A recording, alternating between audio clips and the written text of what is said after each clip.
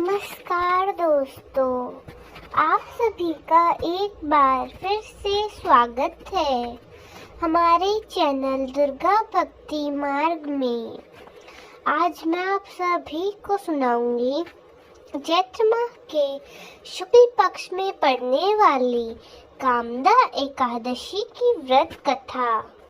इस कथा को सुनने मात्र से ही सभी पापों का नाश हो जाता है और 1000 गोदान के बराबर पुण्य की प्राप्ति होती है। साथ ही घर में सुख शांति बनी रहती है। तो आइए सुनते हैं कामदा एकादशी व्रत की कथा। सब धर्मों के ज्ञाता, वेद और शास्त्रों के अर्थ ज्ञान में पारंगत, सबके हृदय में रमण करने वाले, श्री हरि विष्णु के तत्वों को जानने वाले तथा भगवत परायण प्रहलाद जी जब सुख पूर्वक बैठे हुए थे, उस समय उनके समीप स्वधर्म का पालन करने वाले महर्षि कुछ पूछने के लिए आए। महर्षियों ने कहा, प्रहलाद जी, आप कोई ऐसा साधन बताइए जिससे ज्ञान, ध्यान और इंद्रिय निग्रह के बिना ही अनायास भगवान विष्णु का परम पद प्राप्त हो जाए। उनके ऐसा कहने पर संपूर्ण लोगों के हित के लिए उद्यत रहने वाले भगवान श्री हरि विष्णु के भक्त प्रहलाद जी ने संक्षेप में इस प्रकार कहा, ऋषियों, जो 18 पुराणों का सार से भी सार्थक तत्व है, जिसे कार्तिकेय जी के पूछने पर भगवान शंकर ने उन्हें बताया, उसका वर्णन मैं तुमसे करता हूँ, सुनिए। महादेव जी ने कार्तिकेय जी से कहा, कली में एकादशी की रात में जागरण करते समय, वैष्णव शास्त्र का पाठ करते समय उसके कोटि जन्मों के किए हुए 4 प्रकार के पाप नष्ट हो जाते हैं। जो एकादशी के दिन वैष्णव शास्त्र का उपदेश करता है, उसे मेरा भक्त जानना चाहिए, जिसे एकादशी के जागरण में निद्रा नहीं आती तथा जो उत्साह पूर्वक नाचता और गाता है, वह मेरा विशेष भक्त होता है। मैं उसे उत्तम ज्ञान देता हूँ और भगवान विष्णु मोक्ष प्रदान करते हैं। अतः मेरे भक्त को विशेष रूप से जागरण करना चाहिए।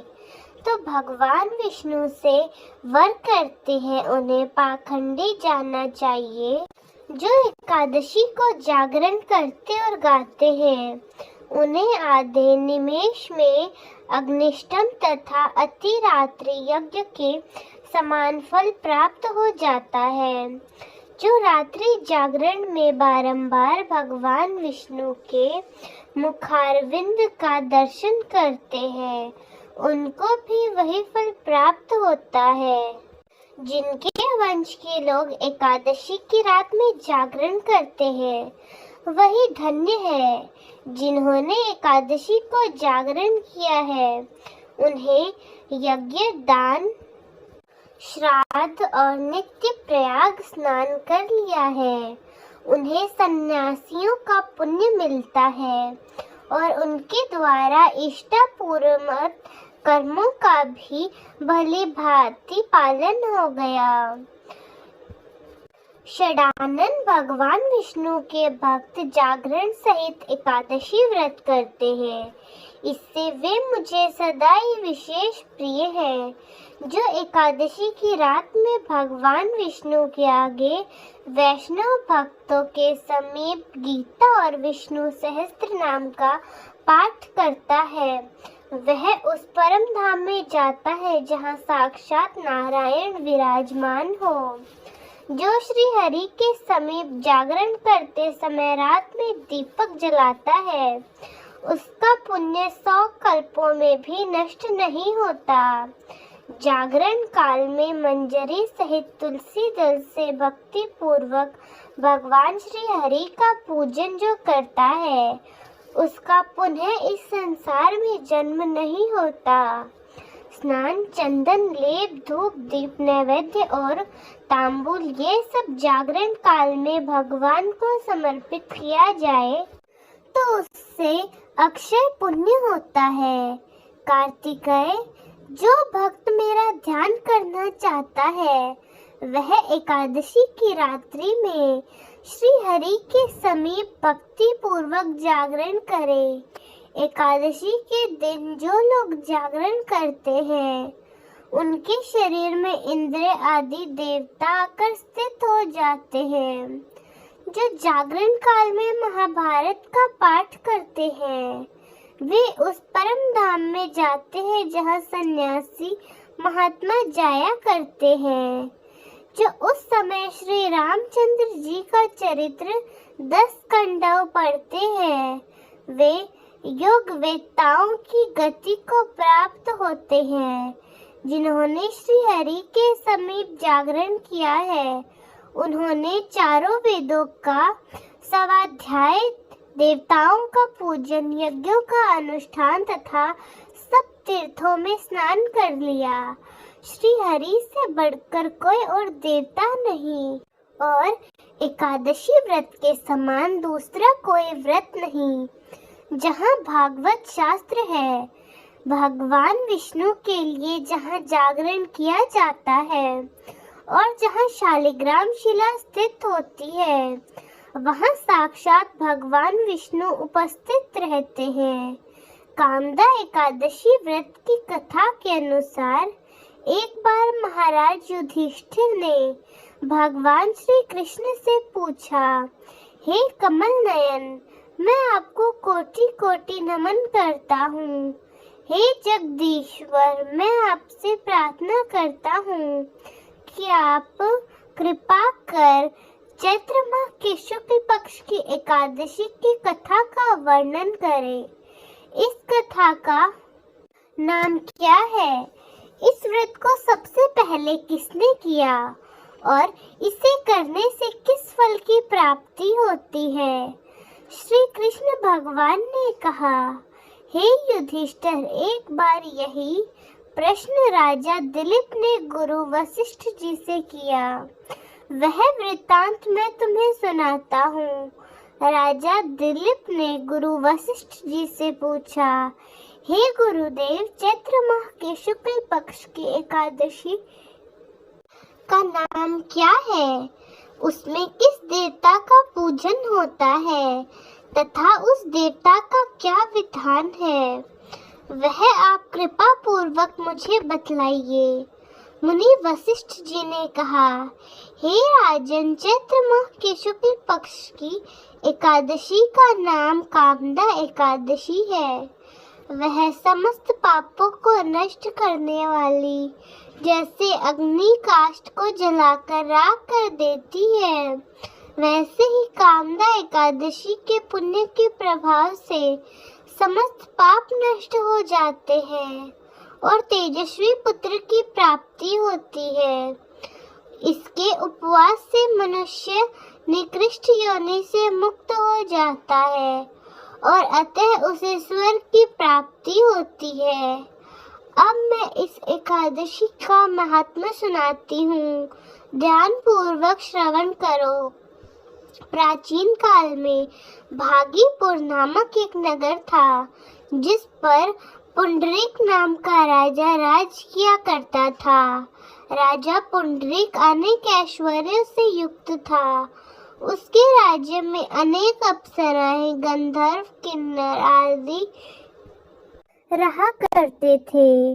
उसी नगर में ललित और ललिता नाम के गायन विद्या में पारंगत गंधर्व स्त्री पुरुष अत्यंत संपन्न घर में निवास करते हुए विहार करते रहते थे। उन दोनों में इतना प्रेम था कि वे अलग हो जाने की कल्पना मात्र से ही व्यतीत हो उठते थे। एक बार राजा पुंडरी गंधर्वों के सहित सभा में विराजमान थे। वहां गंधर्वों के साथ ललित भी गायन कर रहा था। उस समय उसकी प्रियतमा ललिता वहां उपस्थित नहीं थी। गायन करते करते अचानक उसे ख्याल आ गया, जिसके कारण वह अशुद्ध गायन करने लगा। नागराज कर्कटक ने राजा पुंडरीक से उनकी शिकायत की। इस पर राजा को भयंकर क्रोध आया और उन्होंने क्रोधवश ललित को श्राप दे दिया। अरे नीच, तू मेरे सम्मुख गायन करते हुए भी अपनी स्त्री का स्मरण कर रहा है। इससे तू नरभक्षी दैत्य बनकर अपने कर्म का फल भोग। ललित गंधर्व उसी समय राजा पुंडरीक के शाप से एक भयंकर नरभक्षी दैत्य में बदल गया। उसका मुख विकराल हो गया, उसके नेत्र सूर्य चंद्र के समान प्रदीप्त होने लगे, मुंह से आग की भयंकर ज्वालाएं निकलने लगी। उसकी नाक पर्वत की कंदरा के समान विशाल हो गई और गर्दन पहाड़ के समान दिखाई देने लगी। उसकी भुजाएं 2-2 योजन लंबी हो गई। इस प्रकार उसका शरीर 8 योजन का हो गया। इस तरह राक्षस बन जाने पर वह अनेक दुखों को भोगने लगा। अपने प्रियतम ललित का ऐसा हाल होने पर ललिता अथाह दुख से व्यथित हो उठी। वह अपने पति के उद्धार के लिए विचार करने लगी कि मैं कहाँ जाऊं, क्या करूं, क्या ना करूं। जिस जतन से अपने पति को इस नरक तुल्य कष्ट से मुक्त कराऊं, राक्षस बना ललित घोर वनों में रहते हुए अनेक प्रकार के पाप करने लगा। उसकी स्त्री ललिता भी उसके पीछे पीछे जाती और उसकी हालत देखकर विलाप करने लगती। एक बार वह अपने पति के पीछे चलते हुए विंध्याचल पर्वत पर पहुंच गई। उस स्थान पर उसने श्रृंगी मुनि का आश्रम देखा। वह शीघ्रता से उस आश्रम में गई और मुनि के सामने पहुंचकर दंडवत प्रणाम कर विनती भाव से प्रार्थना करने लगी। महर्षि, मैं विधनवा नामक गंधर्व की पुत्री ललिता हूँ। मेरा पति राजा पुंडरीक के श्राप से एक भयंकर दैत्य बन गया। उससे मुझे अपार दुख हो रहा है, जिससे पति के कष्ट के कारण मैं बहुत दुखी हूँ। हे मुनि श्रेष्ठ, कृपा करके आप उसे राक्षस योनि से मुक्त करने का कोई उत्तम उपाय बतलाइए। समस्त वृतांत सुनकर मुनि श्रृंगी ने कहा, हे पुत्री, चैत्र माह के शुक्ल पक्ष की एकादशी का नाम कामदा एकादशी है। उसका व्रत करने से प्राणी के सभी मनोरथ शीघ्र पूर्ण हो जाते हैं। यदि तू उसके व्रत के पुण्य को अपने पति को देगी तो वह सहज ही राक्षस योनि से मुक्त हो जाएगा और राजा का शाप शांत हो जाएगा। ऋषि के कहे अनुसार ललिता ने श्रद्धा पूर्वक व्रत किया और द्वादशी के दिन ब्राह्मणों के समक्ष अपने व्रत का फल अपने पति को दे दिया और वे ईश्वर से प्रार्थना करने लगी, प्रभु, मैंने जो यह उपवास किया है उसका फल मेरे पतिदेव को मिले, जिससे उसकी रक्षा हो सके और उसे मुक्ति मिल जाए। एकादशी का फल देते ही उसका पति राक्षस योनि से मुक्त हो गया और अपने दिव्य स्वरूप को प्राप्त हुआ। वह अनेक सुंदर वस्त्रों तथा आभूषणों से अलंकृत होकर पहले की भांति ललिता के साथ विहार करने लगा। कामदा एकादशी के प्रभाव से वह पहले की भांति सुंदर हो गया और मृत्यु के बाद दोनों पुष्पक विमान पर बैठकर विष्णु लोक को चल दिए। हे युधिष्ठिर, इस उपवास को विमान पूर्वक करने से भी सभी पाप नष्ट हो जाते हैं। इस व्रत के पुण्य से मनुष्य के सभी पाप नष्ट हो जाते हैं। संसार में इससे उत्तम दूसरा और कोई व्रत नहीं। इसकी कथा व महात्मा को श्रवण करने से पाठ के अनंत फलों की प्राप्ति होती है। तो प्रेम से बोलिए भगवान विष्णु की जय, भगवान भोले शंकर की जय, भगवान कार्तिकेय की जय। तो दोस्तों, कैसी लगी आपको हमारी आज की कहानी? कमेंट्स में जरूर बताएं। धन्यवाद।